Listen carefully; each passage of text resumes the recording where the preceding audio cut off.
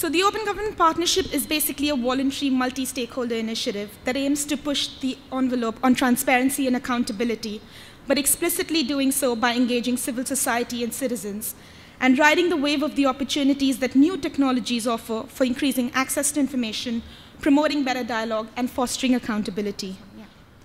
OGP works in 5 simple steps. A country joins if it meets the eligibility criteria.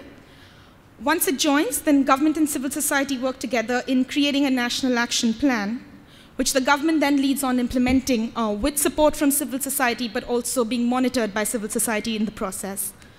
Progress is also monitored through the OGP's independent reporting mechanism, which is the accountability mechanism of the initiative, and through self-assessments published by countries themselves. And throughout this process, governments and civil society contribute to peer learning, participate in high-impact conversations at the global, regional, and domestic levels, and are part of an international network to exchange effective approaches on OGP. We started with open data because we wanted to be accountable. Open data is the currency of transparency. And open data, at the very end, is a behavioral change project for society and for governments. The action plan is really at the heart of OGP. The idea is that it's a co-created 2-year plan in which concrete commitments are laid out to advance OGP values of transparency, accountability, participation, and technological innovation, which is on the next slide. And the idea is that each action plan must address at least 2 of the 5 grand challenges that OGP sets out, which you can see on the slide there, which includes improving public services, increasing public integrity, effectively managing public resources, so budgets, natural resources, aid, etc., creating safer communities, and increasing corporate accountability. So what was started by 8 founding countries in 2011 is now over 66 participating countries strong, including several from the Asia-Pacific region that you can see on the slide there, with more than 100 national action plans and over 2,000 commitments, quite a few of which have been completed and can be considered to be potentially transformative. Now, the big wave of innovation that's coming on board is this wave about big data analytics. The big data industry in itself is worth, at the global level, as of last year, it's about $250 billion US. In Malaysia alone, by the year 2018, it is forecasted that the value of the market will be coming to close to 1 billion ringgit. So open data is increasingly becoming a theme amongst participating countries. It's not the only theme in OGP, but most certainly a significant one. To what extent do open data commitments on OGP actually create an impact on transparency and accountability?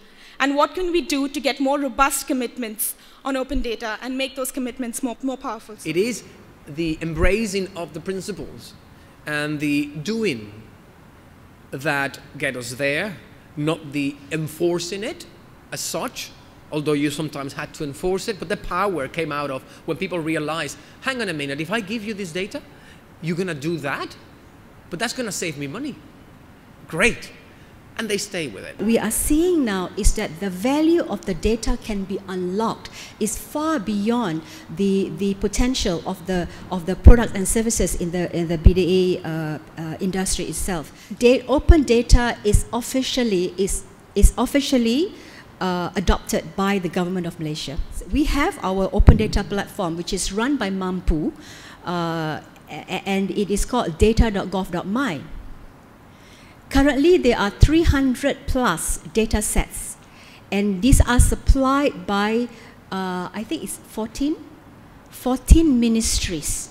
So the first is a complex question. What we know is that open data commitments are being implemented at roughly the same rate as other commitments in OGP. At the same time, we also know that commitments on open data are being potentially more impactful than the average OGP commitment, and we know this through the results of the independent reporting mechanism or the accountability mechanism of the Open Government Partnership. Judging how well the sum total of these open data commitments or an action plan has a micro impact or a macro impact on the country is a bigger question that we can answer today.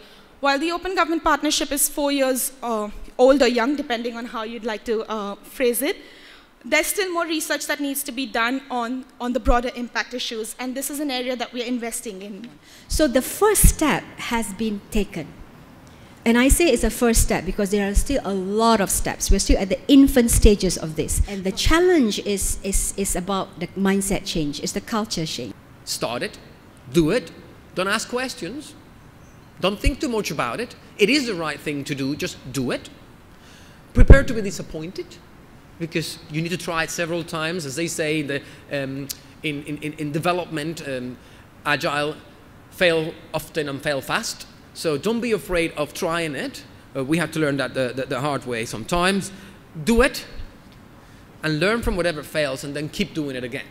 We know a couple of countries have moved from their first action plan, which emphasized infrastructure, to a second plan with growing emphasis on matching public demand with supply. So this goes to show that countries are using the OGP process to learn and to do more when it comes to open data.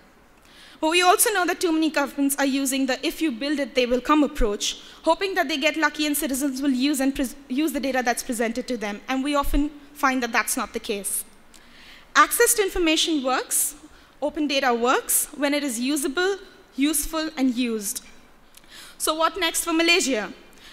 I think joining OGP would obviously be an obvious first step. And as His Royal Highness Tunku Abidin Muiz mentioned, Malaysia is not yet eligible, and there's more that needs to be done on access to information and on asset disclosure. But this is a journey that other countries have undertaken, and there are plenty of examples from this region and across the network where you can learn about how that transition can be made. I think OGP ultimately is a journey. There isn't an end process. There is no A-star, 5-star country on OGP, although we have strong leaders emerging in certain areas. But the idea really is for countries to learn from their own experiences, but also those of others. I think what OGP then also offers is an opportunity for collaboration, both across governments and civil society in Malaysia, but also across the international network. Although there is the policy to say that data is terbuka, but still there is a lot of resistance to say that from the government officers, to the culture of that government needs to do services, applications for citizens by themselves. It's something that we also need to break. First, how you make change? You make change by finding one or two people, which is always the case, that actually are willing to do it and doing it with them. It's always the case. You will find one minister, you will find one department, one agency that is willing to try it. There are some also which is on the higher level restricted. It should not be restricted, but it's been categorized as restricted. So as far as we're concerned, even by unlocking the existing value of data that can be shared, and maybe going to the next level and recategorizing those data into open data, there is already a lot of potential to be unlocked from a social economic benefit perspective.